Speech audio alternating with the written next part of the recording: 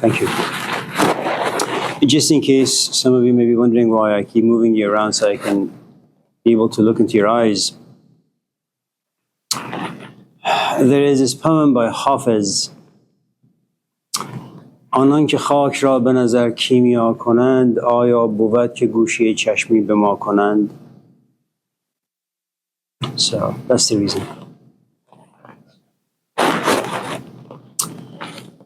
Well, now that we've covered that area, do you have any questions, anything you want to talk about before we go home? Wolf, Spike, Wolf. Question about the Telegram. Telegram, yes. I tried messaging you, but it said like to invite you, like because it to try looking for your number and it said to add you as a contact, but then to invite you somewhere. Well, I didn't receive an invitation from you. Am I supposed to? I wouldn't know. I've never invited anyone. So I don't know how that works. But just invite me. Is there going to be dinner?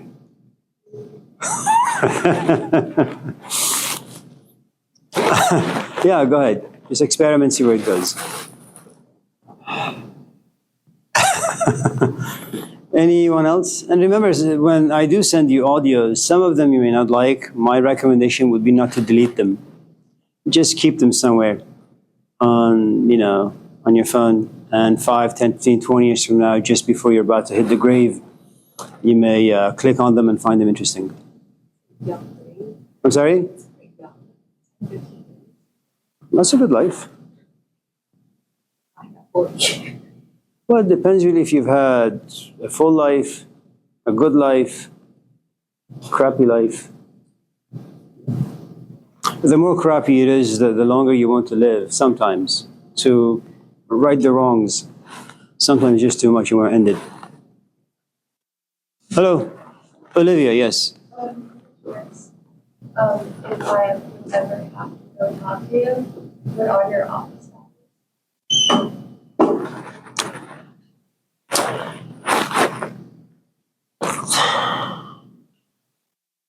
I'm sorry, can you ask that question again? What are your office hours?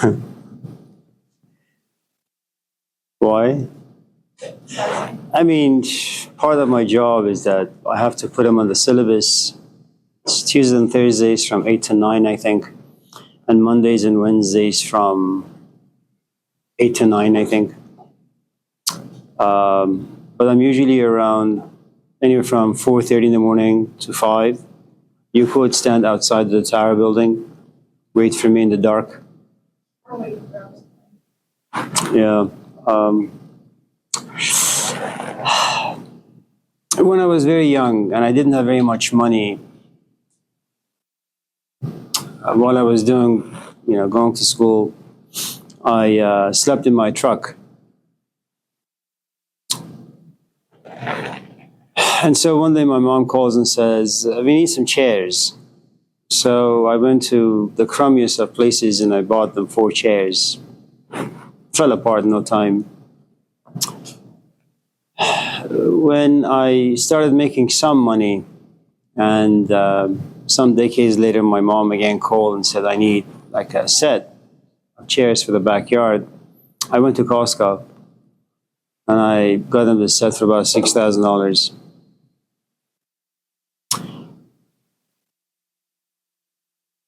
As you become richer in whatever shape or form, your taste in things begin to change.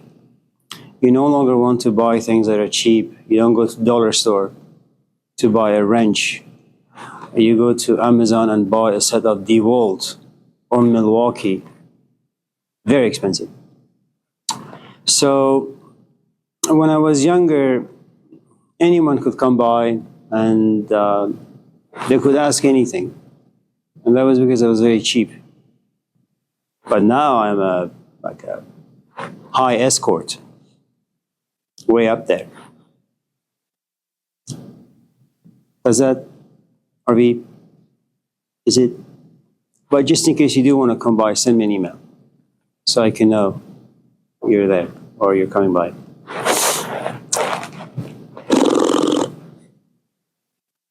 You're always welcome, by the way, any of you.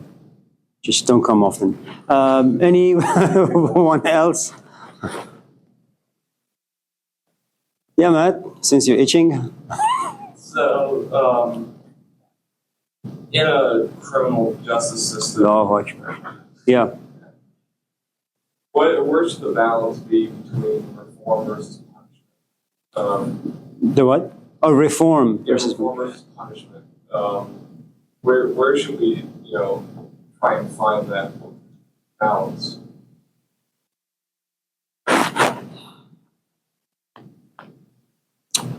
So,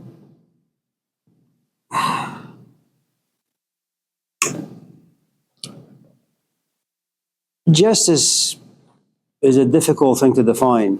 You ask someone like Martin Luther King Jr., he says, turn the other cheek. That's how justice is served. You ask Malcolm X, maybe you ought to pick up your rifle. You ask Moses, he'll say, well, you pick up your sword, you'll be perished by the very sword you pick up. You ask Jesus, turn the other cheek.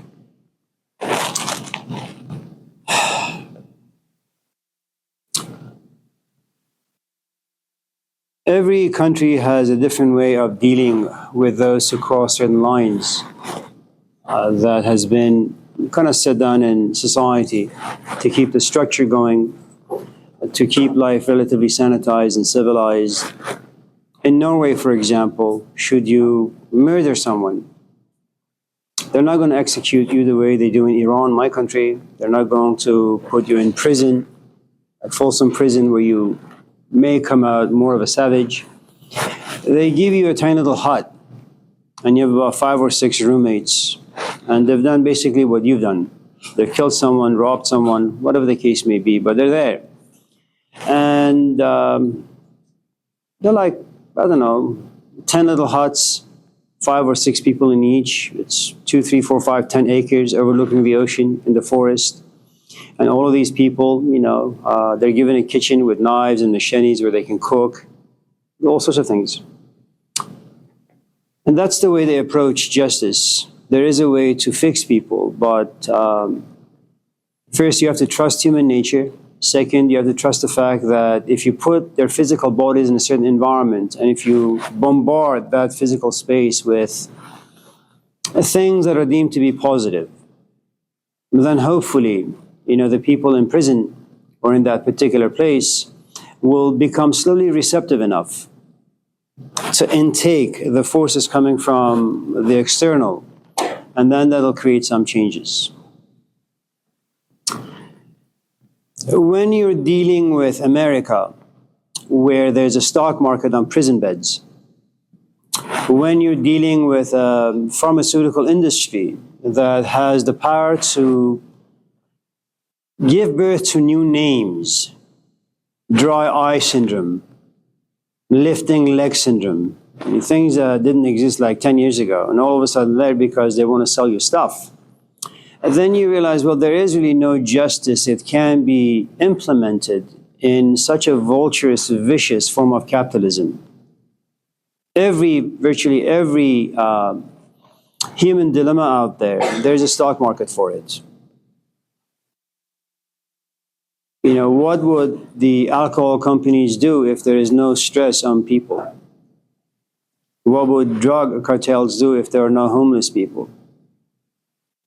What would tobacco companies do if they can recruit new customers? Because what most of these drugs will do is eventually kill you, or at least you'll get so sick that you'll become aware that you need to stop doing what you're doing. Should a lot of people stop smoking or drinking, well, these companies are going to go bankrupt. So as they kill off a certain set of customers, they have to create new ones. That's how justice is in America.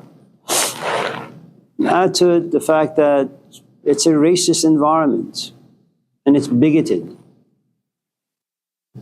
And then, very much like the question you asked some days ago, can one person influence the psyches of the masses? The truth is yes. Trump has done a really, really good job of that. You know, you have a debate, you say some communities are eating dogs and cats and rats, and before you know it, schools in that community are shut down. So, yeah, I think you may be able to. I mean, it's really complicated. I like to talk about justice on an individual basis rather than the masses, because I think Aristotle was right. When you have a society like Oakland, a city that's about 500,000 people, it's a zoo. How the hell do you run a zoo? You know, they have difficulty running the zoo at San Francisco. It's huge, you know, and you have lots of shepherds out there to make sure the grounds are clean, the animals are fed, and they're not sick. Look at Oakland, man. It's too big. Who defines justice? The rich, the powerful? A few years ago, a law was passed in a certain place that if you smoke after 11:59, it's a crime. Now, some people didn't know this, and they were smoking around 12 o'clock. They got cuffed. All of a sudden, justice is created, at least sort of definition, is legislated, passed by certain people who've been bought by certain lobbyists. So, yeah. Well, in your personal, and I'm using personal as a collective, how do you keep yourself from, if you've been slighted in your own life, how do you keep yourself from going from revenge to just, punishing the person? So someone wronged you, keep the line between trying to cut off versus take action against them to give retribution. Like, would you say, is revenge valid, or do you try your best not to indulge it? Well, revenge and justice are very much the same thing. I think they come in different names. It depends in what ways you've been wronged. I'll give you an example.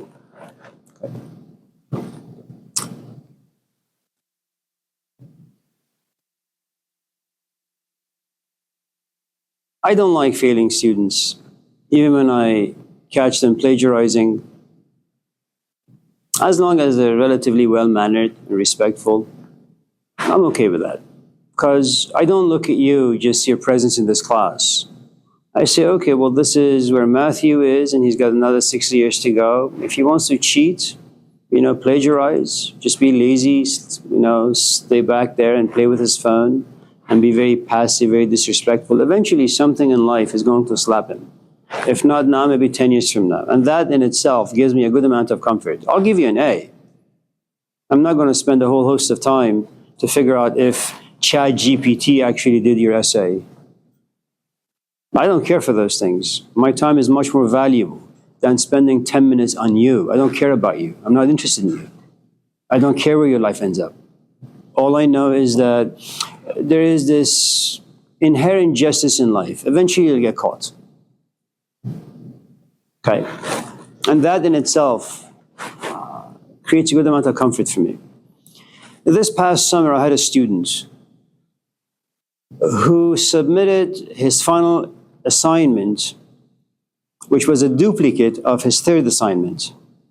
So he sends me an email. I wonder why you reduced my grade from an 80 to a 70. In so many words, I told him, let this go. Just be okay with it. You have a B in the class. After a few back and forth, he sent me this email saying, I'm going to call your supervisor and ask for a review. I said, okay. So what I did, I copied all of his work. And without any commentary, I attached it to the email and sent it to him. And I did the grade change from a B to an F. I haven't heard back from him.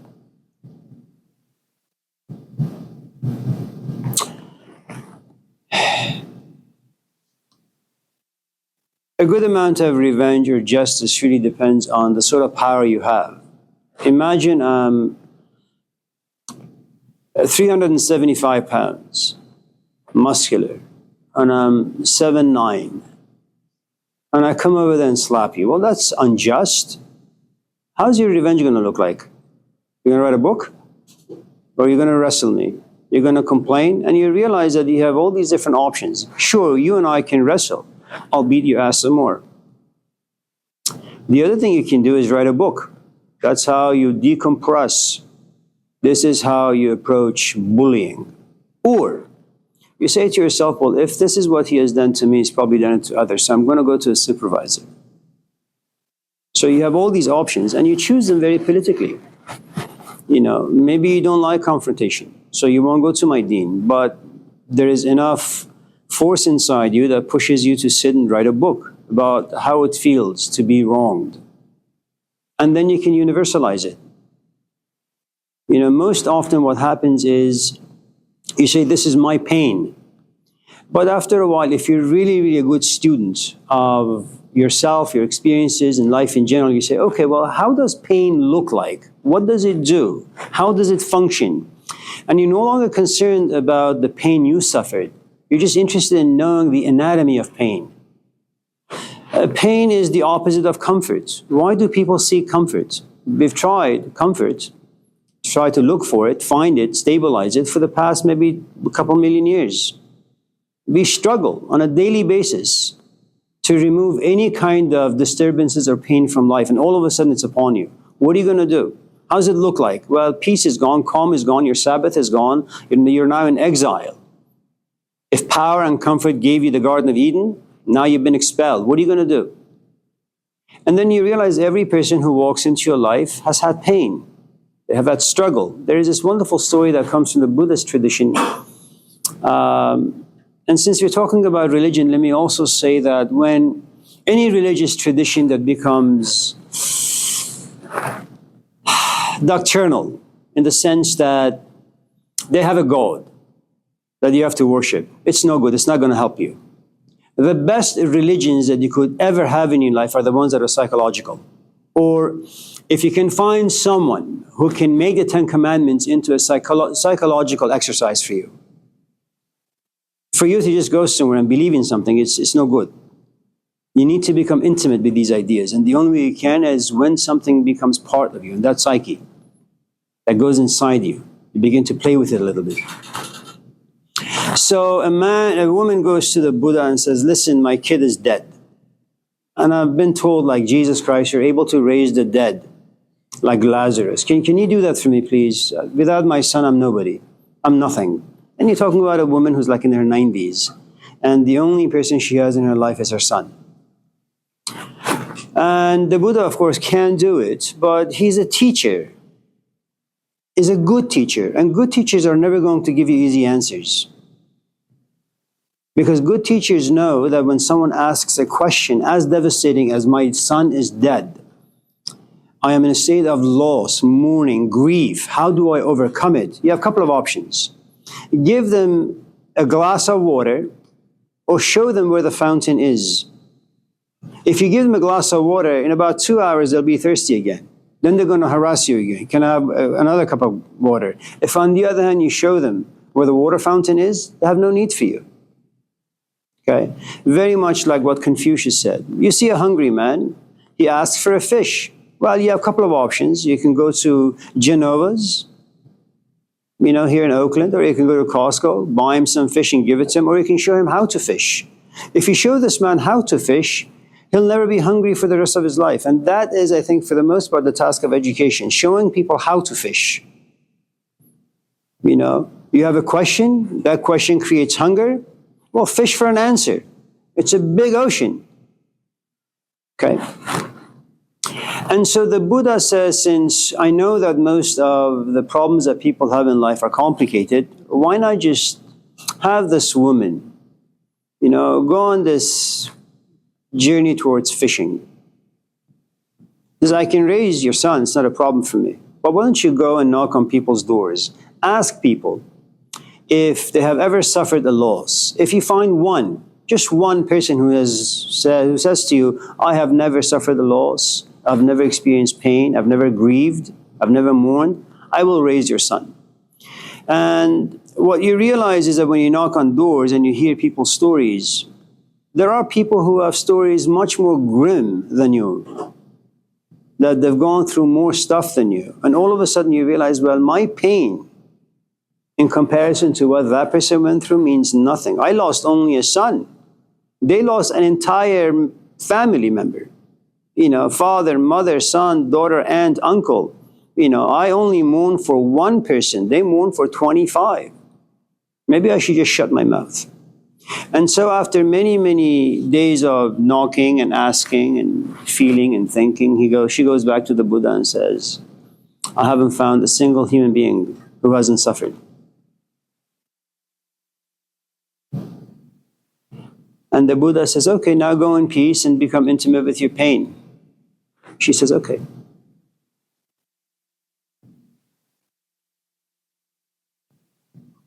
I've forgotten your question, but it doesn't matter. Anyone else? Fazan?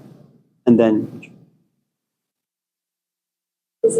So should you just not let things get to you and just think that, okay, karma will take its course? Should you be like, okay, just let things go, thinking, oh, it'll be dealt with in the future. Not my name, but like.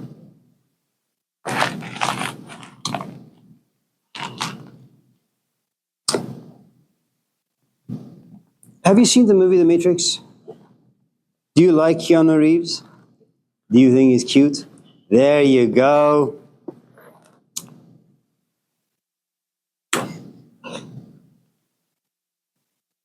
What do you have in the movie The Matrix?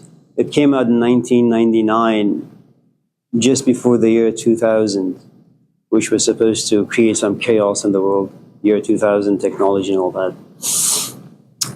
Also, every 2,000 years, there was this idea that a new Messiah is supposed to come by to rescue us wretched animals. That's why the movie came. Easter 1999. The resurrection of Jesus. 2 words, resurrection of Jesus. Did you guys get that? Jesus Christ.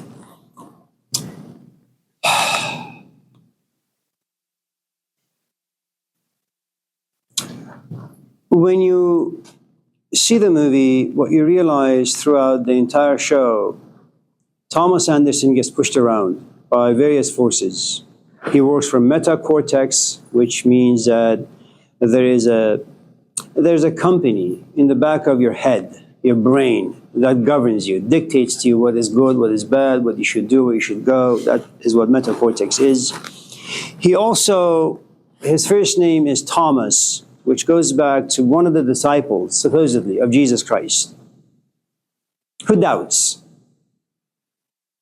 Doubts his potential, doubts other people, doubts life, doubts everything. Okay? Metaphorically, that's us. Okay? You love today, you're doubtful tomorrow. You have faith today, you're doubtful about that tomorrow. You're married today, you contemplate divorcing tomorrow. So that's the sort of animals that we are. And then he finds himself pulled into Nebuchadnezzar, this spaceship, governed by Morpheus, someone who inspires dreams, like Malcolm X, like Mahatma Gandhi, like Jesus Christ. That's their function. Socrates is a gadfly. He's a Nebuchadnezzar. Okay? He's a Morpheus. Nebuchadnezzar is some old king from the ancient world who had a dream that certain people are no longer worshiping God, but they're worshiping the house of God. In other words, you go into a church and you say, oh, what beautiful stained glasses. Oh, what a beautiful statue. I wonder what I can do to take it home. And I say that because there is this church by the lake. There is this wooden statue of Jesus. It's beautiful. I mean, his face looks so dreadful and in pain and agonizing, just the stuff that I like. And sometimes I go there not to worship. I kind of look at the environment to see if there are any cameras, if I can go there with a bolt cutter. What stops me is if I was to bring that statue down from the ceiling and put it on my shoulder and walk out, What are people going to say? This guy is carrying Jesus Christ on his shoulder. But all aside. So he was commissioned to go into the world and destroy the images and the icons, the stupid things that people began to worship, Nebuchadnezzar. So he destroyed various temples. But then, of course, there is the combat training exercise where Thomas Anderson thinks it's great, but he gets his behind whooped by Morpheus. And Morpheus tells him a few times, don't think that you can do. Just put your thoughts into action. Don't doubt, which is very, very difficult because all of us are addicted to doubting. It's only near the end of the movie, after he's been bulleted, he's been beaten by Agent Smith, which in German means metal, who enjoys Duracell batteries, sheep, something that Nietzsche railed against, the herd. And then you have the Spirit of God, which is Trinity, who kisses him. Have you seen that scene? Oh man, you got to see that scene. It's beautiful. The two lips come together, and she breathes this like life into him. And all of a sudden he gets up, and he says no. And all these bullets come towards him. The three agents, they take shots at him, but all the bullets stop midway, and then they drop to the floor. And what is interesting about that scene is the following. All of us in this class want to walk into life governed by Agent Smiths. And we want to be bulletproof. We want our instructors not to be able to have power over us, to touch us, our customers not to bother us, our bosses not to bother us, our kids, our wives, that we are beyond that. We're very stoic, that we know what this world is. The world is like this wheel that goes around and around and around and creates havoc and chaos. And we want this chaos not to touch us. And, in this culture, the quick fix that says, why do you care what other people think? Be strong, be yourself. And you assume that, you can actually go out there and not let anyone touch you, harass you, create emotions inside you. But if you pay attention to the movie, Thomas Anderson has to divorce what he knows, has to be trained in ways he's never experienced before, has to get beaten up repeatedly. He still has a good amount of ego. That has to be destroyed. It's only near the end where nothing can touch him. Is it possible for you not to be touched by the forces of the world? Absolutely. But you have to be trained for that, like anything else in life. You want to be a good tennis player? Well, you need to be on the court 8 hours a day for about 10 years. You want to be like Cristiano Ronaldo? Well, have you seen him? You got to go to YouTube and just see the picture of Cristiano Ronaldo, his biceps, the six-pack, beautiful guy. And the way he runs, and just watch the way he does his free kicks. It's amazing. You don't trust me. Anyways, so the point I'm trying to make, if Stoicism, which is you understand the world and you understand the world which doesn't care for you, has the power to create emotions in you. And like a puppet, it moves you around. And you say, no, I don't want that. I want to govern my own life. If you've seen the movie Titanic, where DiCaprio is standing on the edge of this big little boat, holding this woman from behind and says, I'm the king of my world, for example, or king of the world.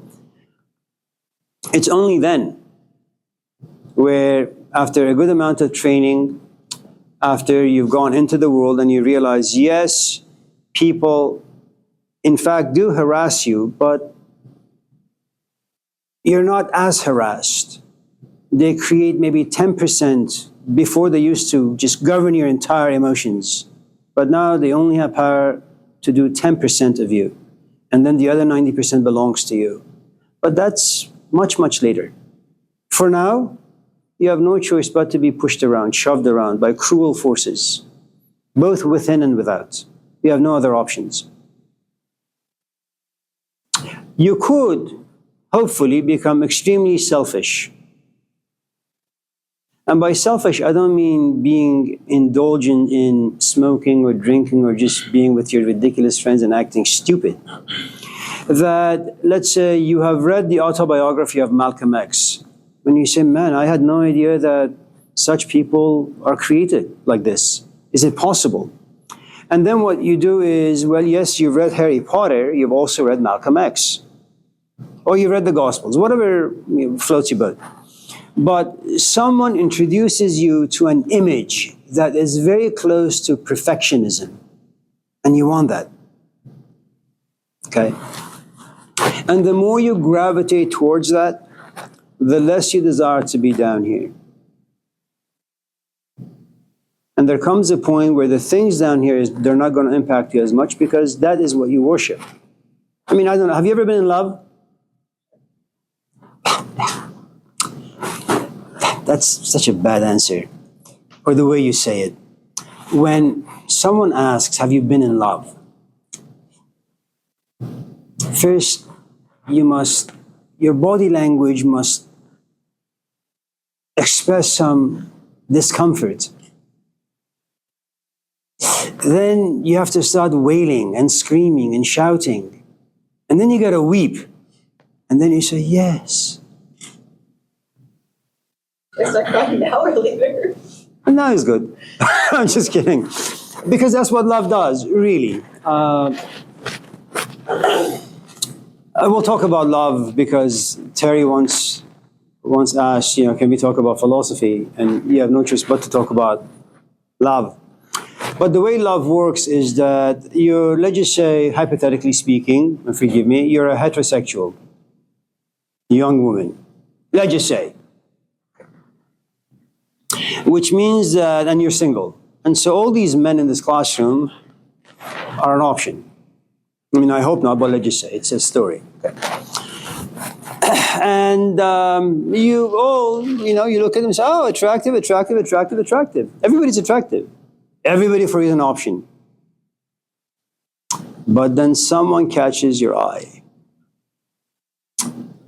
And then little by little they begin to occupy more and more space inside you.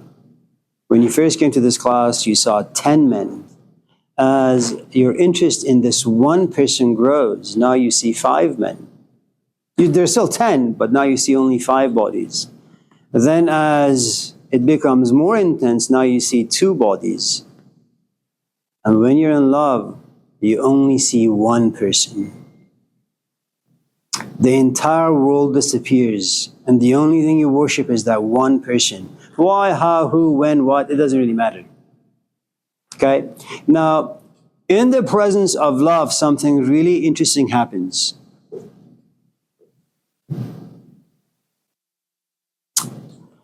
You want to be around it all the time. You're intoxicated. Have you ever been intoxicated? You have. Shame on you. Well, for those of you who haven't and you have no idea what I'm talking about, go home today. When your parents are not home, break into the cabinet, drink a lot of that juice, and then you realize you're just, throwing up and you're just not yourself. The spirit of wine is now inside you. And you can't drive. And that's what love does. You can't see straight. You drop out of school, quits, being around your parents. You lay on bus benches outside somewhere. You become homeless, emotionally speaking. And the only person you want to be around you is the person that you love.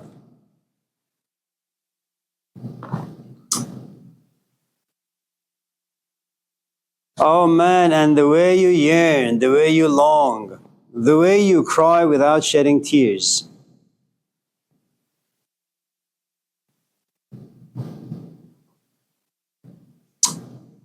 That's one way where 8 billion people on this planet, out of the 8 billion, 5 billion are men, but you have zero interest in them. You're only interested in Joe, last name Schmo. That's one way.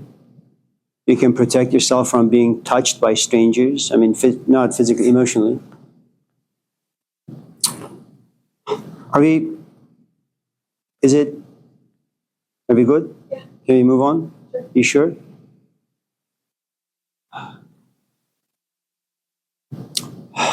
That was exhausting.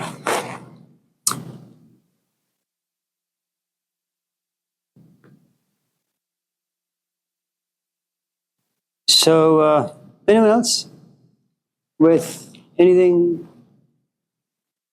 interesting?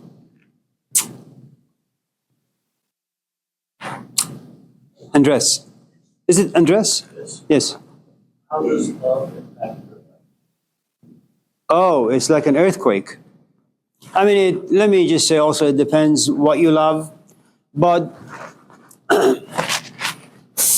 it really doesn't really matter what you love because there are steps that you have to go through to get to a place of love. And if I was to put them on the board, it would.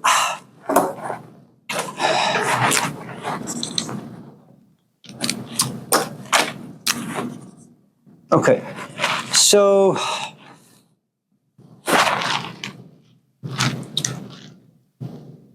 I don't really want to do this.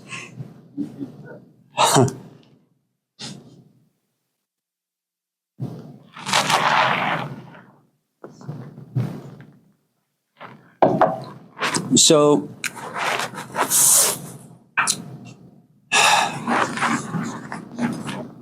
this is you. Okay. And again, let's just say you're hetero.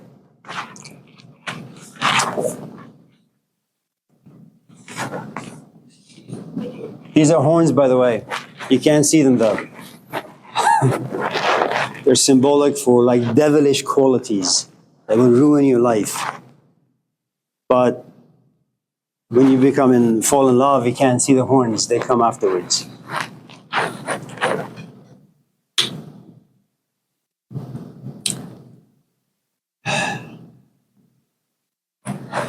So, remember when we talked about the 5 senses that you have? Okay, you have the eyes, you have the nose, you have the ears, you have the touch, and you have the taste. Okay. Your eyes look at, what name do you want to give her? Let's call her Angelina. Last name Jolie. I think she's hot. No? Yeah. I can't tell you the number of times that I've fantasized about her. I mean, in a spiritual way, of course. Oh.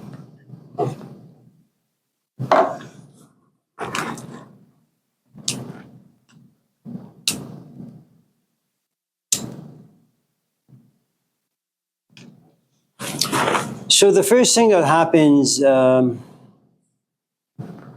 something about her, whether you walk into the elevator, your head is bowed down, but the elevator is filled with this odor, this perfume that she's wearing, and you look up. So your nose tells you, look up and see who it is. So there has to be some sort of attraction. Okay, this is the first seed, attraction. Now, seeds initially are very, very small. It's like you grab some snow, you're on the top of the Everest, and you just roll it down. By the time it gets to the bottom, it's a continent. Okay? So it's attraction. The thing with attraction, because it's so tiny, if it's not protected, if it's not nourished, if it's not sustained, it'll diminish, die and wither away. Let's say you walk into the elevator, it smells good, you look up, there is Angelina Jolie. All of a sudden, Matt comes in screaming and shouting. This attraction goes away. Now you're frightened. So if there is attraction, Okay? Whether it's Angelina Jolie or Socrates or Jesus Christ, it makes no difference. If the seed that we call attraction is not protected, it'll go away. Now, a couple of things in regards to protection. You either know the type of seed that has gone inside you, or you don't.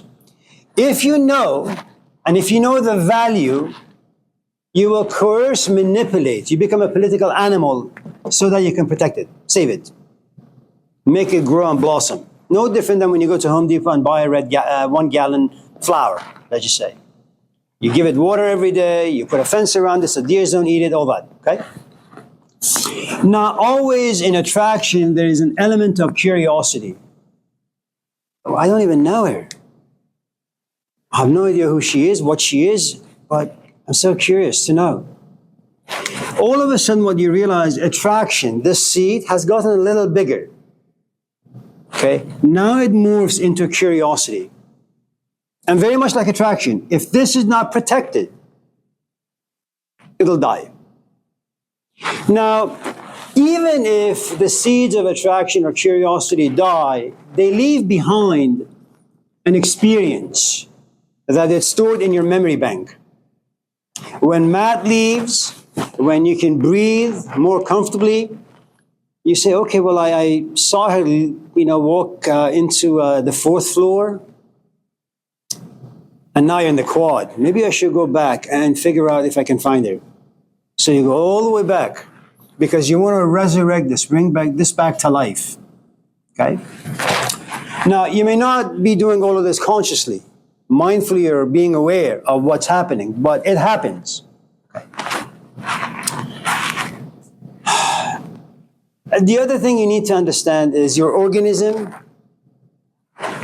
all the 5 senses, plus all the experiences you have in your memory, they're all fighting to have some space inside you. And all the people up here, okay? Let me give you an example. His hand goes up, his hand goes up, his hand goes up, her hand goes up. All these people want a piece of you. They want others to sob so they can have a say, so they can come to life and be relevant. Okay. So what you have is you live in an environment where you have all these forces coming to you, desiring your attention. So just because you're attracted to something or you're curious about something, it doesn't mean they're going to be lasting. Because there are lots of things out there vying for your attention. Okay? If, on the other hand, there is enough curiosity about you, what usually happens is that it peaks or blossoms into this thing called interest. Now, interest is slightly different in the sense that now you go to the library and you Google Angelina Jolie. Okay? You ask whether or not she's married, if she has any issues, any traumas. You just want to get to know her, but not physical just yet because she's not available. Most of this stuff takes place in your imagination.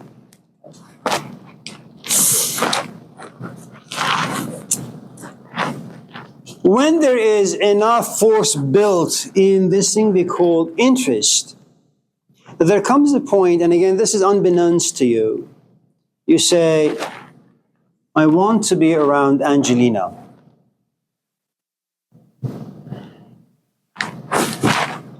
There is a good amount of feelings and emotions, and remember, emotions always are historical, they have a history behind them. Okay? The history you have behind your want is you're fully aware of the seed of attraction, you're fully aware of the seed of curiosity and interest, and how this forced you to go to the library and begin to kind of, ask Google who she is, what she is, where she lives. Now you begin to stalk her, if not physically, certainly intellectually. Okay. Now, as this gains more power and momentum inside you, what happens is, if this is you, and the seed of attraction only occupies 5% of your interior, psychologically speaking, When it becomes curiosity, now it occupies 10%. It means that you spend 90% of your time doing math and 10% thinking about Angelina. When the seed of interest comes about, now you have 25%. So you spend more time daydreaming, fantasizing about Angelina and the possibility of you being with her. Okay? When you get to the place of want, now 50% of you. Now remember, at any time, these can be demolished. Because as I said, there are all these other forces of attraction entering into you.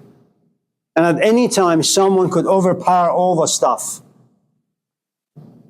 Let's say I'm your brother, okay? You come home and I'm dead. Well, you're not going to care about this. That's completely gone. And let's say we have a great relationship, okay? So these can kind of get destroyed at any time. That's why it's important for them to be protected, if you find them to be valuable. There comes a point where you say, and the thing with want is that you can want a whole host of things. You know, you can want coffee, you can want tea, you can want cappuccino, but anything will do. Okay. There comes a point where you no longer want Angelina. You need Angelina. The problem with need is it has intense emotions.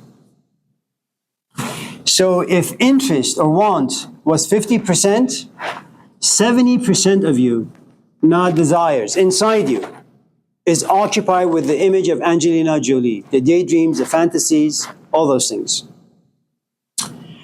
The moment you need something, you become a religious man.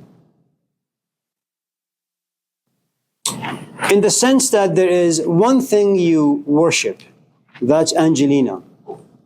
You don't have her yet. And because you don't have her, something amazing happens to you. You begin to pray. You begin to yearn. You begin to long. You begin to miss.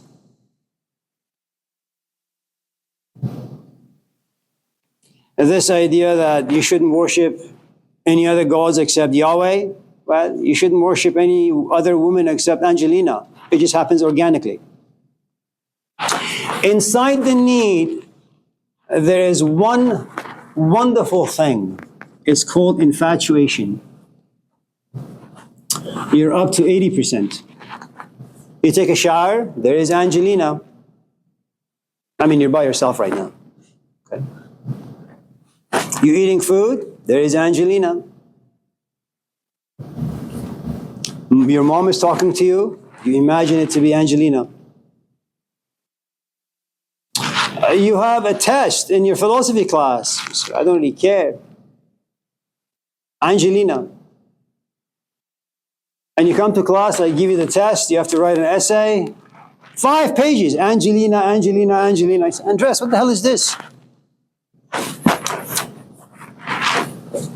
Infatuation, if it protected, turns into obsession. 90% of you. Do you see as this continues, that there is less of you inside you and more of Angelina? And the less of you, the more free you are from yourself. And the more you're being harassed by the image of Angelina. Keep that in mind, because one of these is we're going to talk about teacher-student relationship. Socrates, Plato, Jesus, Paul. Okay?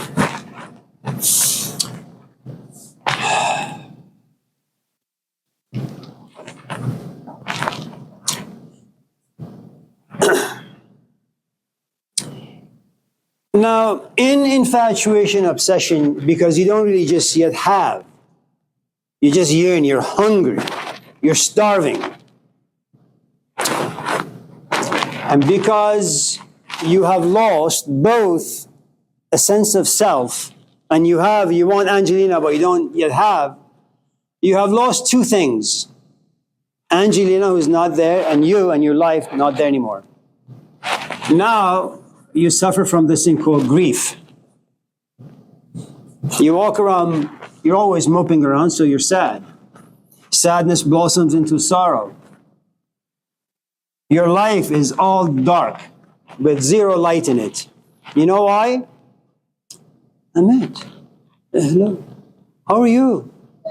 You're here again. It's good to see you. Hello? Hello? Hello? How are you? They're bad, but I'm good.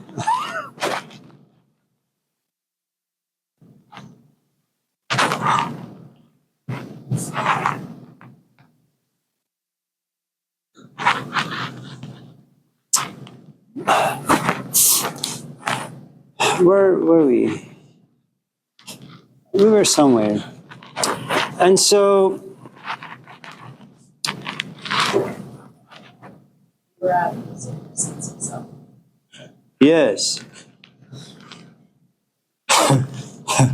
So now that you don't have anything, it's what we call poverty, but it's not so much physical, emotional poverty. And the only person who can nourish you is Angelina, but she doesn't even know you exist.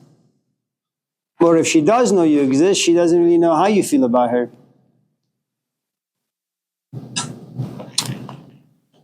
Should Angelina text you and say, "Can you come over and take out my trash?" You say, "Yes, of course." And that makes you a sacrificial lamb. That you're okay to be butchered. When you're obsessed, you're no longer in control of anything, really. And then it blossoms into this thing called love.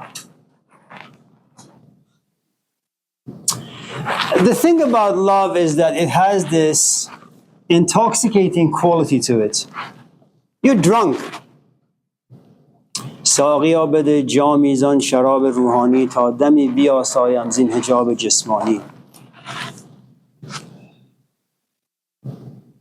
خانه دل ما را از کرم عمارت کن پیش از آن که این خانه رو نهد به ویرانی. That love is like the psychological earthquake that turns your life upside down. You have nothing. This person is the sun and the very air. And without it, we can't survive. Now, the problem with intoxication, for those of you in this class who've ever gotten yourself like high and drunk,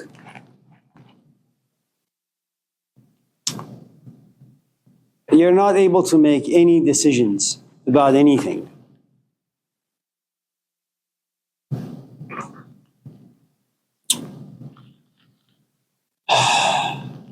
And so there's a good chance that most of the sort of emotion called love that you and I experience, for the most part, lead us in the wrong way.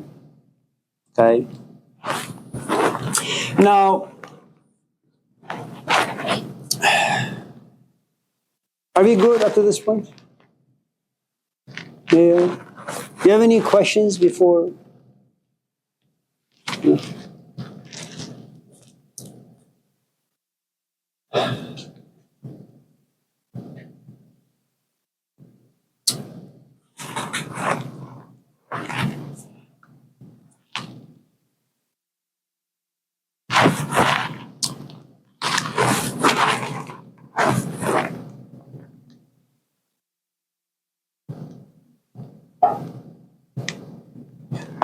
Let's have a question.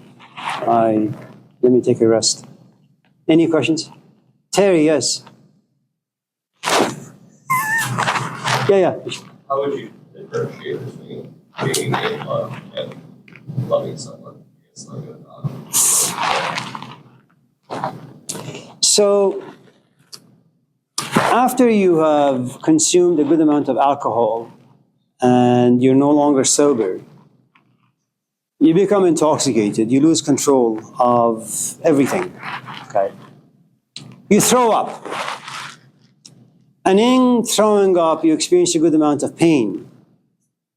All of a sudden, reflection kicks in. Reflection kicks in, and the moment you begin to reflect, you begin to examine. everything you have done up to this point that has led you into the place of puking. And then regret comes, remorse comes, repentance comes, self-hate comes, doubt comes, anger comes. Okay. And just because all these emotions come about, it doesn't mean it's going to be the last time that you're going to be intoxicated. You're going to do this over and over and over again, because experience doesn't really teach us that much unless you're in the right space in your life for an experience to come in, for you to extract like a bee what's good, and then the output is honey. That happens very, very rarely for us, and oftentimes later in life.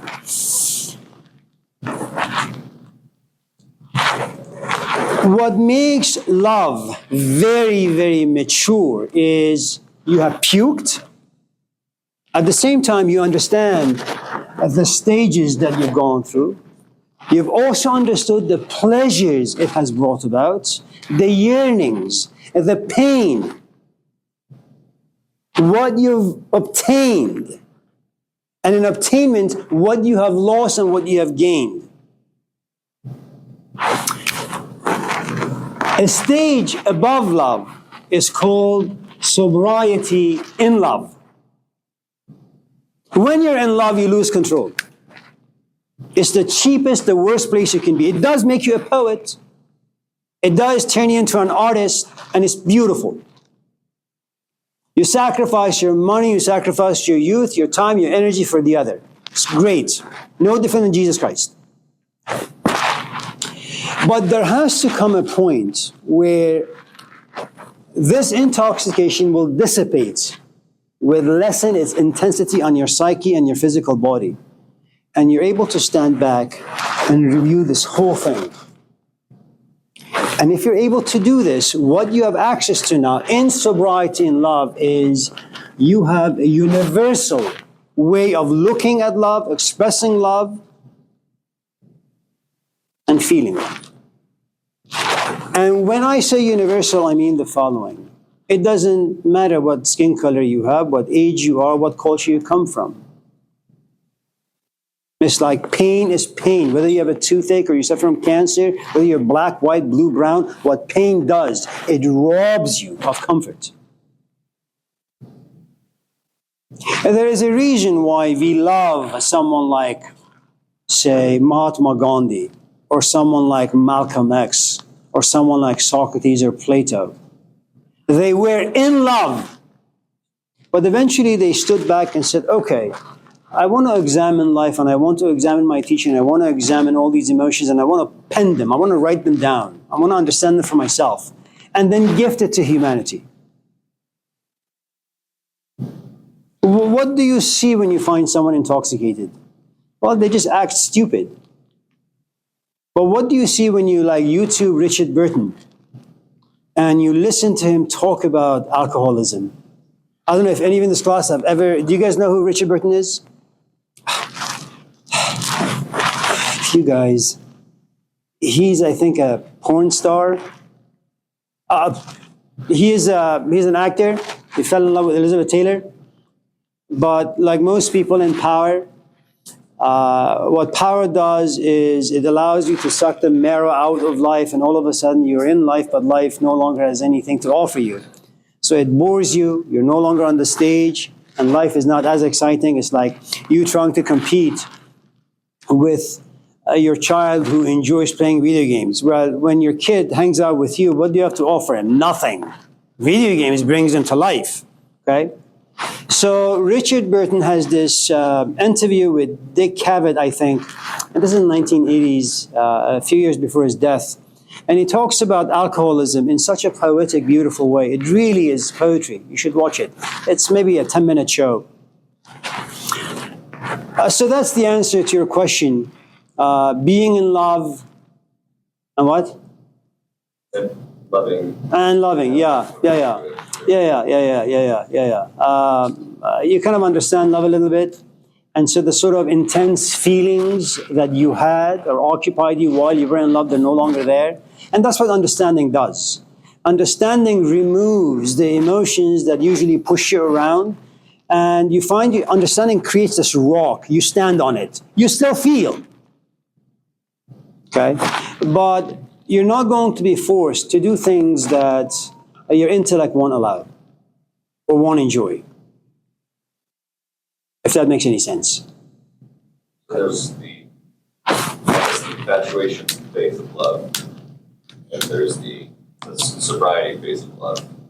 Yeah, if I was to put it in terms of say the Greek language, initially what you have is this thing called ludos. It's filled with lust and it's intense. Then it turns into eros, which is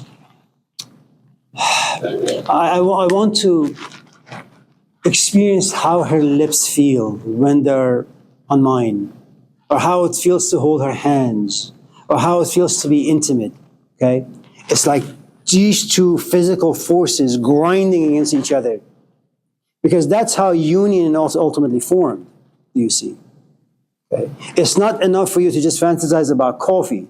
Ultimately, coffee needs to be on your tongue. And your taste buds say you and the coffee are one and the same. That's what Eros does. Hopefully, your station, okay, in Eros will not be long-lived but short-lived. And you will fall into this thing called philo. Philo is you stand on the outside and you try to be educated in both ludos, the component of lust, and eros, this intense set of emotions that live inside you and tell your body, move, hold her hands, see how her body feels, kiss her. Okay? Oh, hi. Okay? And then what happens is when you have a good amount of understanding, and exposure to understanding. Now, one of the things about understanding is the following. Initially, when you try to understand what ludos and eros are, what you have is a good amount of data, or i.e. information. You just intake information like a sponge. It takes a long time to piece the information together so you can have a coherent knowledge. Okay? If that makes any sense. I have had a lot of students who study, they take my class and I do some Persian poetry in the classroom and they say, oh, I want to learn the language. And I keep telling them, and they say, some of them actually go to Iran. I say, listen, please don't go to Iran. You don't need to speak Persian or go to school to learn Persian. English is fine. Because I know that knowing the language is not enough, because inside the language lives the culture. The culture is about 4,000 years old. It's a religious culture. It's not secular. Your eyes need to be exposed to mosques everywhere. Your ears need to be exposed to call to prayer every single day. You need to know what revolution is. You need to know what poverty is. You need to know what injustice is. And you can't do that by simply learning the language. So you will have a lot of information, but your understanding will be so dim. It's not even valuable. Okay? So knowledge or understanding ultimately is the result of you have pieces of information, you put them together, you sit back and you try to figure out what do they mean. Now you have a good amount of knowledge. Now you sit back and say, do I really understand what I know? The problem with understanding is the following. You can't simply understand with your head. You need the emotions, you need the intellect, and you need your body. The Trinity need to come together harmoniously for understanding to take place. Once you begin to understand something really, really well, the outcome is what we call wisdom. And that's the last stage that the Greeks call agape. You don't need the Bible to know good from bad. They live inside you now. So when you read, for example, the Gospel of John, where he says, you see me, you see God, I am the bread, I am life, I am this, I am that. That's basically what he's saying. I went to all these different places, had some experiences, got the data, information, pieced them together, had profound knowledgeable, and understanding came when my body and my spirit and my physical body, my intellectual body, all became one and the same. Now I have wisdom. And someone like Jesus or Malcolm X, they do something for us that is rarely done. You can go to 7-Eleven. They have some items. But when you come home, you say, well, maybe in a couple of days I should go to Safeway. And then you go to Safeway. Then you say, well, maybe in a couple of days I should go to Costco. Okay. They all have merchandises. Okay. It's true, 7-Eleven, everything is expired, but you buy them nevertheless. Safeway is slightly better. But when you go to Costco, it's like you've entered the domain of Yahweh. There is everything. When you go to Costco, there is no reason to go to Safeway anymore. There is no reason to go to 7-Eleven anymore. Someone like a Socrates, he is like a Costco. Which makes it really, really difficult because you need to be a member, and that's costly. Everyone can give you cheap arrows. It's not difficult to grind your physical body against another's. In this day and age, are you kidding? It's not very difficult to be intoxicated by ridiculous, stupid things. But to be intoxicated by the wisdom of Socrates or Plato or Aristotle, very, very different.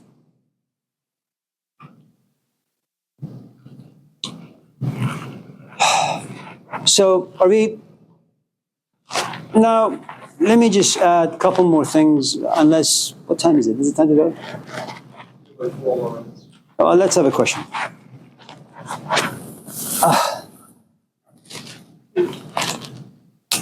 Yeah. Yeah. Yeah? Yeah. Okay. So you mentioned a second ago about knowing right from wrong. So are morals inherent to us, or do we have to be taught those like culturally?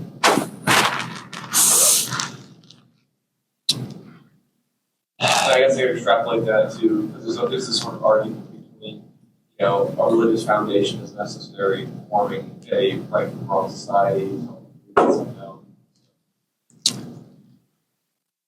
For any society to remain intact and relatively harmonious, you need a certain moral structure. This class, you can't just open your mouth and talk over other people. Raise your stupid hand. Let's take turns. It is true that some stupid guy in the back may want to say some stupid thing, but his hand is up. So we take turns. Imagine if that structure wasn't in place and everybody came here wild and savage-like. Well, we're all like talking over each other. So for any community to withstand the forces of life, you need some sort of structure. You need right and wrong. You need good and bad. You just need that. And it usually comes from the outside. First, your parents.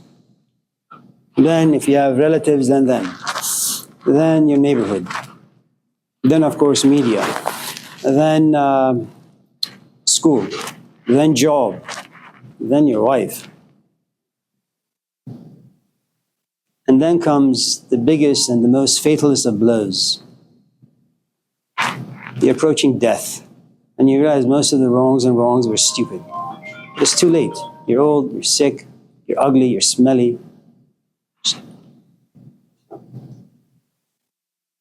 So is religion necessary? Yeah, of course it's necessary, man. Yeah.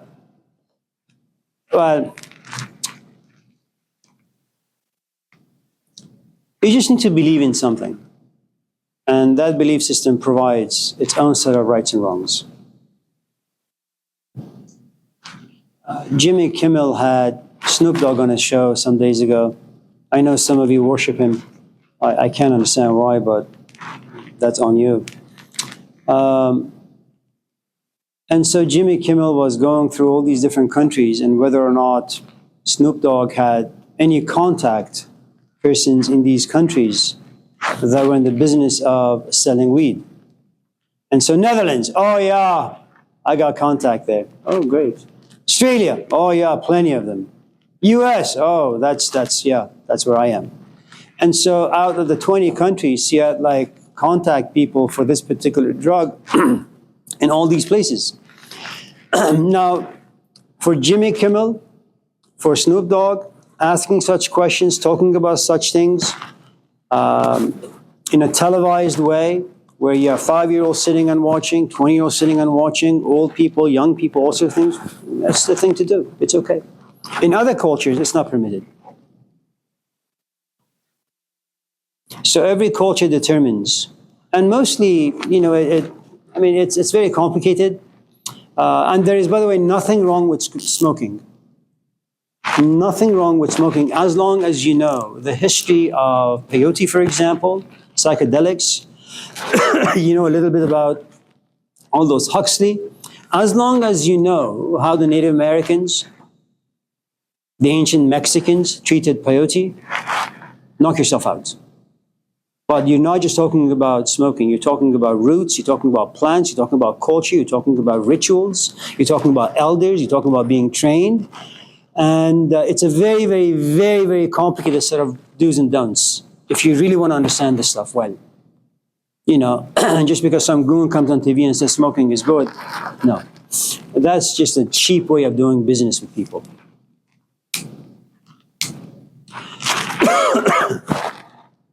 Yeah. Oh. Yeah, anyone else? You have like a minute. So, Olivia. Excellent.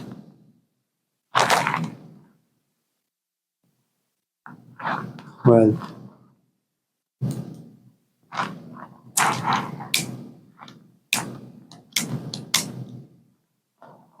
It's good to see all of you.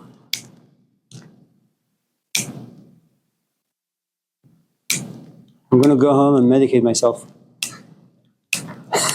I take heart pills.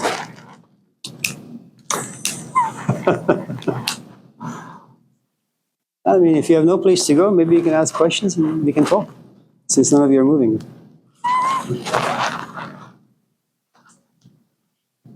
I'm formulating a series of questions in my head right now. You have nice hair. Abhi, anything? Yeah. Love that is free. A love that is free. There is a stage of love where you are profoundly dependent. In other words, I was dependent on Hussein for about 10 years of working with him. Without him, my life had no meaning. He was the sun and the earth and the air for me. And in the 10 years of working with him, there were only a couple of occasions where he said, "We're not going to have a gathering tonight." And I was devastated because I didn't know what to do. Okay? So the only way that particular love can be nourished, protected, it can inspire you and excite you, at the same time plunge you into depression and loneliness and isolation, is someone from the outside. Over time, gradually you come to realize that not only do you love his body, but you also love his mind and his soul. So you're not free in any way. There comes a point where you begin to understand things because he has given you the tools. And it happens very, very slowly.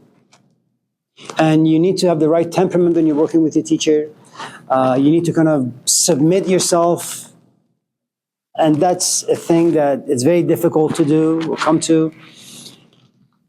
And then there comes a point which is very devastating where you look at the person you've been working with and you say, I don't think they can offer me anything more. And now you have to go fishing on your own. And now you're not dependent on your teacher, but now you're being harassed by the passion or the love that lives inside you. It won't leave you alone. Because you're not looking for the love. I mean, look, if you love another human being, you know where they are. You call them, you text them, you knock on their door, and they will open. And even if they don't open, you know where they live. You can just sit yourself there, okay? And if they upset you, you know the source of your upsetness. And if you want to know how you can regain your comfort, you call them. And if you want your body and your mind, your soul to rest, you lay next to them, okay? In case of the pursuit for wisdom, it's not data, it's not information, it's not even knowledge. I mean, you can read tons of books like Aldous Huxley, who ultimately found Jesus Christ in doing drugs once in a while. Okay? Wisdom is nowhere to be found. You can't see it, taste it, touch it, or smell it. You can intuit it once in a while. But just in case you yearn to be embraced, hugged, kissed by wisdom, there is no door to be knocked. There is no door to be found. And so you realize that you're being imprisoned, enslaved by this emotion we call love. And it's never going to go away. And this particular love or pursuit or desire for wisdom, the more you drink it, the bigger your capacity gets. You want more and more and more. The problem with, and we'll talk about the stages, the iron, the bronze, and the silver, maybe on Tuesday, should any of you ask, is that you can love a video game, but its shelf life is about 3 weeks. You can love another human being, and if you're lucky, you can be in love for maybe 5 months. Okay, so all the stuff has, all these different shades and forms of love have a certain definite lifespan. Once they die, you're stranded in the middle of nowhere. All you have are a bunch of memories, and you say, well, why doesn't he bring me flowers anymore? Why can't I write poetry anymore? Okay, this other thing where you fall in love with someone like Socrates, it's like this infinite well of wisdom. There is something about him. And there is magnetism in your teacher, there is charisma in your teacher, and there is something that intuitively forces you, go to him or her, be around them. And their physical space, their physical body, and anything that they do, it becomes like a totem, a sacred object that connects you to heaven, to something sacred. And you don't know what it is, and you will never know what it is, and there is no need to know what it is.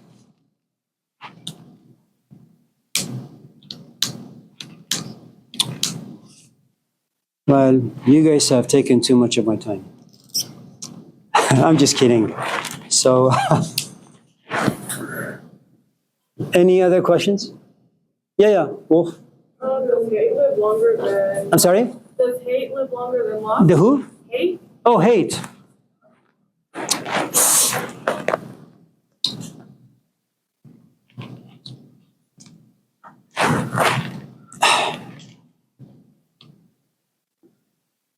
There was a guy in the Christian tradition who had argued that darkness in reality is the absence of light. So one would say, well, hate really is the absence of love. I mean, it's a bumper sticker sort of a thing to say. We gravitate towards negative emotions. And there are many reasons for it. First, because, look, if you wake up in a good mood, a happy mood, it lasts for about 10 minutes, and then in its place comes darkness, anger and hatred. You can do all sorts of things to manipulate yourself to once again bring the happiness back, but it won't come about. If you're angry, it can last for weeks, months, or years, and it's very, very difficult to replace it with happiness. It is far more easier for us to simmer in the dark than it is to the light. First, because good things come about very rarely, and they don't stay very long. Okay, so we gravitate towards the negative very, very quickly, and it's far more easier for us to find comfort in it. It's not difficult for you to hate, but for you to love requires a good amount of work. And because you're not trained in that work, your confidence is in play, your ability is in play. You begin to doubt all of your capacities and abilities because it is so difficult to overcome hate and replace it with darkness. With love. It's not going to be difficult, on the other hand, to love someone, but within a couple of days or weeks or minutes, find flaws in them and gravitate towards the dark. There are good reasons for us to enjoy darkness. It makes sense. And I know what this culture is all about to some extent. Do not give in to all these tabloids that tell you read a book and you can overcome ABCD. It doesn't work that way. We are enormously layered and complicated. And you should give yourself a lot of credit just in case you try and you fall. The only thing that you can do is just try not to give up if you can. And one of the best ways you can do this is by having a support system. Brother, a sister, a friend, a wife, a husband, doesn't really matter. Someone who's been there, who's done that, and we can patiently, it's kind of like hospice care. They can't fix you, but they're willing to sit next to you and just read you some stories.